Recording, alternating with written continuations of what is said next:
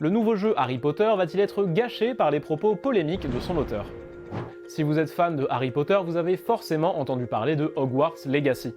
Ce jeu, c'est un peu un rêve devenu réalité pour des millions de fans de la saga. Vous allez pouvoir incarner un apprenti sorcier dans les couloirs de Poudlard, faire des combats de magie, du ballet volant, etc. Le jeu doit sortir le 10 février, mais il a un problème, c'est son auteur, J.K. Rowling.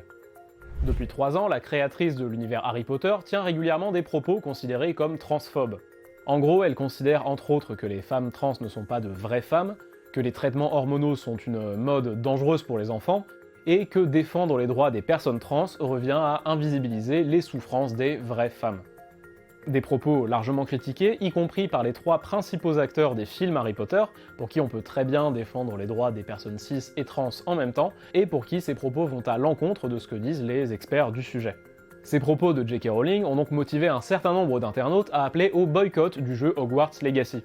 Parce que si vous achetez le jeu, J.K. Rowling touche des droits d'auteur, et donc selon eux vous participez à enrichir une personne qui tient des propos diabolisant tout un groupe de personnes. Mais est-ce que ça va vraiment marcher? Difficile à dire puisque de nombreux fans restent très attachés à l'univers d'Harry Potter, y compris chez les personnes trans. D'autres internautes ont fait savoir qu'ils n'en avaient rien à faire, et comme on l'a vu avec la Coupe du Monde de football au Qatar, les appels au boycott ne sont pas toujours très efficaces.